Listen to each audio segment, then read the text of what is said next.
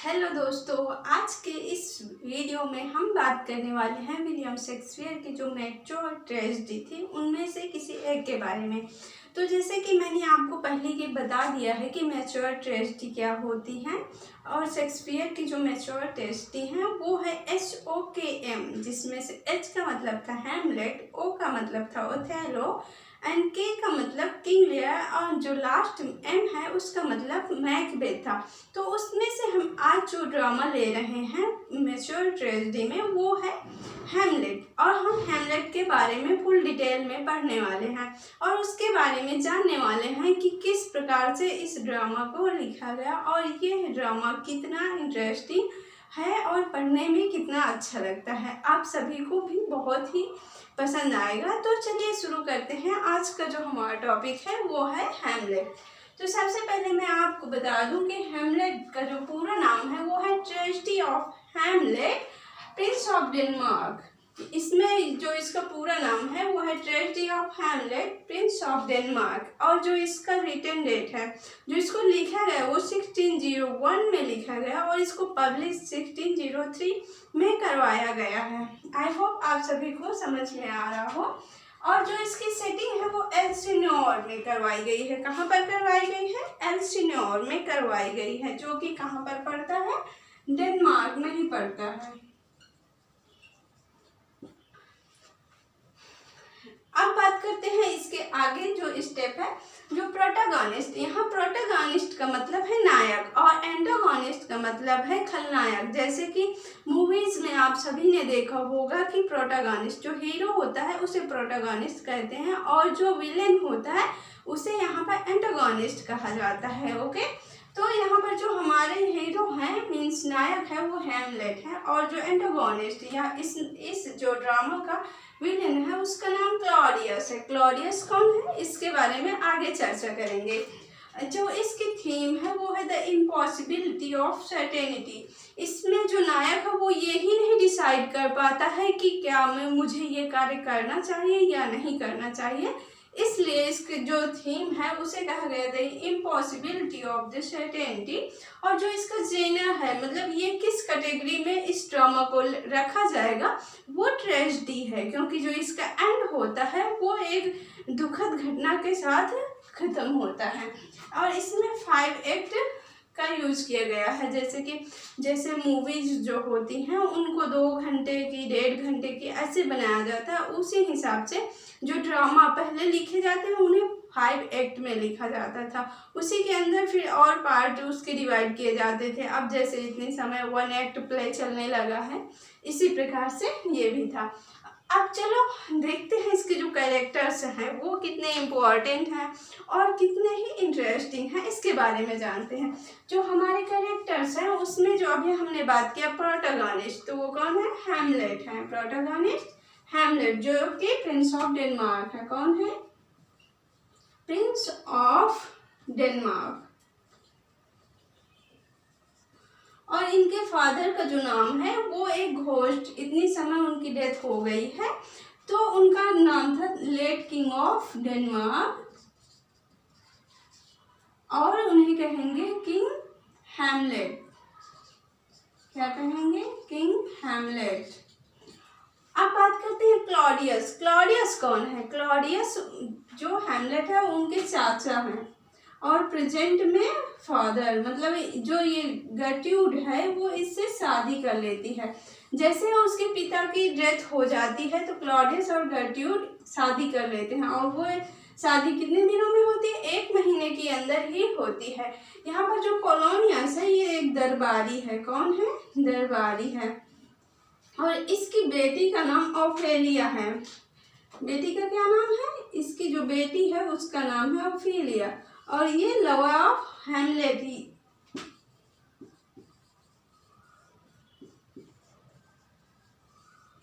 ये हैमलेट से लव भी करती है, और जो लार्टिस है ये इसका भाई है। कौन है? Brother, son of Polonius and son of Polonius. अब जो मार्सिलस और बर्नार्डो हैं ये ऑफिसर्स हैं। कौन है? ऑफिसर्स। वॉचमैन भी हैं। कौन है? वॉचमैन। अब बात करते हैं रोजेनक्रांत्ज एंड गिल्डनस्टर्न। ये स्पाई हैं और इससे पहले ये हैमलेट के फेलो फ्रेंड भी रह चुके हैं। अब इतनी समय क्या है? इतनी समय स्पाई हैं। इनको क्लॉडियस बुलाता है हैमलेट की देखभाल के लिए कि वो क्या सोचता है। अभी इसमें ये देखेंगे कि हैमलेट पागल हो चुका है, तो ये जानने के लिए क्या सचमुच हैमलेट पागल है या फिर वो नाटक कर रहा है, प्रिटेंड कर रहा है पागल होने का, तो ये देखने के लिए रोजेनक्रांत्ज और गिल्डनस्टर्न को बुलाया गया था। और जो फोर्टिनब्रांड्स है ये एक prince of Denmark, prince of Norway है, प्रिंस ऑफ नॉर्वे। अब योरिक ये एक जेस्टर था। योरिक कौन था? Jester, grave digger. ये जो कि कब्र खोदने वाले होते हैं उनको ग्रेव डिगर बोला जाता है। यहाँ पर बात करते हैं Horatio. Horatio friend of Hamlet, Hamlet का दोस्त था।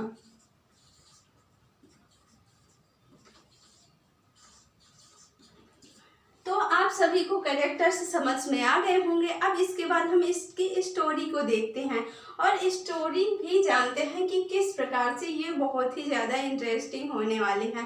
जैसे कि जो हैमलेट है वो जर्मनी में अपनी पढ़ाई पूरी कर रहे होते हैं, उतनी समय इनको ये खबर मिलती है कि उनके पिता की डेथ हो गई है। तो वहाँ से जब हैमलेट आते हैं तो वो ये देखते हैं कि क्लॉडियस जो उनके चाचा हैं और प्रेजेंट में कौन है? किंग हैं। कहाँ के? डेनमार्क के, किंग ऑफ डेनमार्क। मतलब कहने का ये है कि राजपाट को अब क्लॉडियस ही संभाल रहे हैं। उन्होंने उनकी माँ गर्ट्रूड से शादी कर ली है और ये देखकर हैमलेट बहुत ज़्यादा हैरान हो जाता है कि अभी तो 1 महीना भी नहीं पूरे हुए और मेरी माँ ने चाचा से शादी कैसे कर ली। इस वजह से वो परेशान होता है। इसी बीच में एक दिन जो यहाँ पर ये मार्सेलस और बर्नार्डो हैं, इनको एक घोस्ट दिखता है, एक भूत दिखता है। तो ये बहुत ज़्यादा डर जाते हैं और ये जाते हैं डायरेक्ट किसके पास जाते हैं? होरेशियो के पास जाते हैं और उससे बताते हैं। होरेशियो को इसमें विश्वास नहीं होता, वो ये सब बातें नहीं मानता है, लेकिन फिर भी वो होरेशियो किसके पास जाता है? हैमलेट के पास जाता है और उससे बताता है। तो हैमलेट उसके बाद हैमलेट को लिवाकर वो लोग पहुंचते हैं तो देखते हैं कि अरे ये तो पूरे राजा के वेश में उसी तरह धुंधली धुंधली सी उन लोगों को छाया दिखाई देती है, जिसमें जो ये लेट किंग ऑफ हैमलेट मतलब जो किंग हैमलेट थे वो सचमुच उन्हीं की आत्मा है, ये शायद हो सकता है। तो हैमलेट उनसे बातचीत करता है और वो घोस्ट जो है वो भी हैमलेट से बात करता है और वो घोस्ट हैमलेट को ये बताता है कि मैं मरा नहीं हूँ, मेरी हत्या की गई है, मेरे कान में जहर डालकर तुम्हारे चाचा ने मेरी हत्या कर दी है और सारा राजपाट वो खुद ही ले लिया है।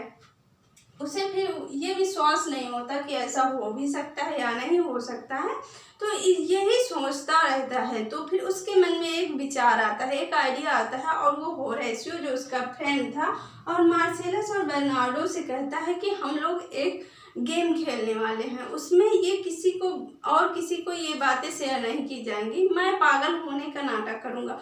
हो सकता है ये मेरे पिताजी का ही घोस्ट हो, लेकिन ये भी हो सकता है कि कोई एविल हो, मतलब बुरी आत्मा हो जो बदला लेने के लिए ऐसा कर रही हो। तो यहाँ पर जो घोस्ट था वो कह रहा था कि तुम चाचा से एवेंज लो। अब मैं आपको ये बताना चाहूँगी कि एवेंज और रिवेंज में फ़र्क क्या होता है। रिवेंज जैसे हम अपने हमको किसी ने कोई चोट पहुंचाई है और हम उसका बदला खुद के लिए लेना चाहते हैं तो उसे रिवेंज कहेंगे, लेकिन जब दूसरे को चोट पहुंचाई गई हो और हम बदला ले रहे होंगे तो उसे अवेंज कहते हैं। ओके, तो अभी हम पहुंचे हैं यहाँ, मतलब इन्होंने एक गेम डिसाइड किया है कि हैमलेट पागल होने का नाटक करेगा, जिससे कि जब सभी को ये जो क्लॉडियस और गर्ट्रूड को पता चलता है कि अरे उसका बेटा तो पागल हो गया है, तो इसको जो क्लॉडियस है उसको शक हो जाता है कि कुछ ना कुछ तो गड़बड़ है और वो यही चेक करने के लिए रोजेनक्रांत्ज और गिल्डनस्टर्न को बुलाता है, जो कि क्या है? स्पाई हैं और दरबारी भी हैं। वो इनसे कहता है कि तुम पूरी तरह से नज़र रखना कि हैमलेट वाकई में पागल हो गया या फिर नाटक कर रहा है। तो ये लोग उस पर ध्यान रखते हैं, नज़र रखते हैं। इसी बीच में जो पोलोनियस है वो कहता है कि नहीं, वो इस वजह से पागल हुआ है क्योंकि वो जो ओफेलिया है उसकी बेटी, उसने उसको ये पोलोनियस है उसने मना कर दिया है कि तुम हैमलेट से नहीं मिलोगी, इसी वजह से मेरी बेटी से न मिल पाने की वजह से वो पागल हो गया। तो कहता है चलो अच्छा ये बात है तो चेक कर लेते हैं। तो ओफेलिया और हैमलेट को अलग दूसरे रूम में भेजा जाता है, लेकिन ऐसी कोई बात नहीं बाहर निकल कर आती है कि इससे पता चल सके कि वाकई में ये कारण है जिससे कि हैमलेट पागल हो गया है। इसके बाद जो ये लार्टिस है ये भी बाहर पढ़ने के लिए गया हुआ है। अब यहाँ पर एक और प्ले होता है, जैसे प्ले के अंदर प्ले होता है, वो यहाँ पर जो उनके राज्य में कोई प्ले करने वाले आए हुए हैं, तो ये हैमलेट उनसे कहता है कि आप लोग ऐसा करो कि एक एक्ट करो, मैं बताऊंगा किस तरह से करना है। तो उसके फादर के साथ जिस तरह से जो कुछ हुआ था वो प्ले करने के लिए कहता है, जिससे कि पोलोनियस घबरा कर जाता है और भगवान जो वहाँ पर मंदिर या स्थल बना हुआ था वहाँ पर वो पूजा करने लगता है। ये देखकर इन लोगों का जो शक था वो पूरी तरह परिवर्तित हो जाता है कि हाँ, अब हम श्योर हैं कि सचमुच पोलोनियस ने ही मेरे पिता की हत्या की थी। तो वो मारने जा रहा होता है, तभी ये देखता है कि वो तो पूजा कर रहा है और वो नहीं चाहता कि बिना किसी वजह से वो स्वर्ग जाए, क्योंकि वो स्वर्ग जाने लायक नहीं है। इसी बीच में उसकी माँ जो है गर्ट्रूड, वो हैमलेट को अपने रूम में बुलाती है। जैसे रूम में बुलाती है तो पोलोनियस ये सुनने के लिए जाता है कि आखिर में मामला क्या है, ये लोग इस तरह क्यों कर रहे हैं, कुछ समझ में ही नहीं आ रहा है। तो ये पर्दे के पीछे छुप जाता है। कौन छुप जाता है? पोलोनियस। अब ऐसे में हैमलेट बहुत ज़्यादा गुस्सा होता है और अपनी माँ के ऊपर भी गुस्सा दिखाता है। तभी पोलोनियस बहुत ज़्यादा डर जाता है और मतलब कि वहाँ पर ऐसा कुछ होता है कि उसको हैमलेट को लगता है कि यहाँ पर क्लॉडियस छुपा हुआ है, तो वो डायरेक्ट तलवार मार देता है, जिसकी वजह से पोलोनियस की डेथ हो जाती है। उसकी डेथ के बाद ओफेलिया पूरी तरह से पागल हो जाती है। उसके मतलब उसको लव में भी धोखा मिला हुआ था और ऊपर से उसके पिता को भी मार दिया गया है। तो यहाँ पर जो क्लॉडियस है वो कहता है कि अभी जो हमारे राज्य के इतनी समय सही नहीं चल रहे हैं, सब लोग बहुत ज़्यादा ऑफेंसिव हैं हैमलेट को लेकर, इसलिए इसे बाहर भेज देते हैं। तो वो नॉर्वे भेज रहे होते हैं, किसके साथ? रोजेनक्रंट्ज़ एंड गिल्डेस्टर्न के साथ हैमलेट को बाहर भेज रहे होते हैं। तो इन जो स्पाई थे इनको क्लॉडियस ने एक खत लिख कर दिया था कि वहाँ के राजा को दे देना, लेकिन रास्ते में जब ये समुद्र में जा रहे होते हैं तभी वहाँ पर डाकुओं के द्वारा हमला कर दिया जाता है, जिसकी वजह से उन लोगों को जो इनके स्पाई थे उनको मार दिया जाता है। उसी बीच में हैमलेट को वो लेटर मिल जाता है। वो हैमलेट जब वो लेटर देखता है तो उसको पता चलता है कि अरे ये तो मुझे ही मारने वाले थे। तो ये देखकर वो हैरान हो जाता है। तभी वो अपने फ्रेंड होरेशियो अपनी माँ गर्ट्रूड को एक पत्र लिखकर भेजता है कि वो वापस आ रहा है और डाकुओं के द्वारा वहाँ पर हमला होने की वजह से वो वहाँ तक नहीं पहुँच पाया। जब ये रास्ते में हैमलेट आ रहा होता है तभी इसको ग्रेवडिगर मिलते हैं। कौन? जिनको ग्रेवडिगर को यॉरिक जो जेस्टर था उनकी खोपड़ी मिली थी, कपाल मिला था, और ये पूछता है हैमलेट कि आप किसकी ग्रेव को डिग कर रहे हो। तो ये ग्रेवडिगर्स ये बताते हैं कि ओफेलिया जो है उसकी डेथ हो गई है, वो डूबकर मर चुकी है, जिसके लिए ये ग्रेव डिग की जा रही है। इतना सुनकर हैमलेट बहुत ज़्यादा दुखी हो जाता है। तभी लार्टिस जो कि पोलोनियस का बेटा था और ओफेलिया का भाई था वो भी वहाँ पर आ जाता है। तो दोनों के बीच में हैमलेट और लार्टिस के बीच में झपट हो जाती है, जिसकी वजह से यहाँ पर बहुत ज़्यादा झगड़ा होने लगता है। तभी हैमलेट एक बात बोलता है कि 40,000 भाई भी ओफेलिया को उतना प्यार नहीं कर सकते जितना कि मैं करता हूँ। तभी वहाँ पर क्लॉडियस भी आ जाता है और कहता है कि यदि तुम लोग झगड़ा ही करना चाहते हो, यदि तुम लोग लड़ना ही चाहते हो, तो मैं तुम लोगों के लिए युद्ध स्थल बनवा दूंगा और तुम फिर उसमें लड़ना, और जो जीतेगा वो डिसाइड हो जाएगा। तभी ऐसा होता है और उसी बीच में लार्टिस को लेकर क्लॉडियस ये बोलता है कि डोंट वरी, आप चिंता ना करें, मैं एक एनर्जी ड्रिंक जब रखी जाएगी तो मैं उसमें पॉइजन मिला दूंगा और तुम्हारी तलवार में भी पॉइजन लगा दूंगा, जिससे कि हैमलेट की डेथ निश्चित है। ये बात हो जाने के बाद जब युद्ध स्टार्ट होता है तो सचमुच पॉइजन लगाया जाता है तलवार में, और जो उसका एनर्जी ड्रिंक होता है उसमें भी मिलाया जाता है। तो एनर्जी ड्रिंक के लिए जब उसे हैमलेट को ऑफर किया जाता है तो वो नहीं पीता है, और उसी एनर्जी ड्रिंक को उसकी माँ गेरट्रूड पी लेती है, जिससे उसकी डेथ हो जाती है। जब डेथ होती है तो उसको पूरा जितना रचा हुआ उनका षड्यंत्र था सब समझ में आ जाता है। उसकी माँ मरते हुए ये बताती है कि हाँ, क्लॉडियस ही है जिसने तुम्हारे पिता को मारा और मुझको भी मारा है। तभी उसी बीच में उनकी जो तलवार थी वो एक्सचेंज हो जाती है और लार्टिस को उस तलवार से मार देता है, और लार्टिस भी उसी तलवार से हैमलेट को घायल कर देता है, जिससे कि डेथ होना निश्चित हो गया था। ये भी समझ में आ गया था हैमलेट के कि इसमें भी पॉइजन लगा हुआ है, लेकिन वो ये नहीं चाहता था कि उसका जो उसके पिता के जो मारने वाले हैं वो जिंदा रह जाएं। इस वजह से वो क्लॉडियस को भी उस तलवार से मार देता है। और लास्ट में बचता है होरेशियो। ये कहता है मैं भी मर जाना चाहता हूँ तुम्हारे साथ, लेकिन उसको हैमलेट मना करता है कि नहीं, तुम ऐसा नहीं करोगे, तुम यहाँ के राज्य के लोगों को बताओगे कि किस प्रकार से उसने लड़ा है और उसने एवेंस लिया है, और इसी बीच उसकी डेथ हो जाती है।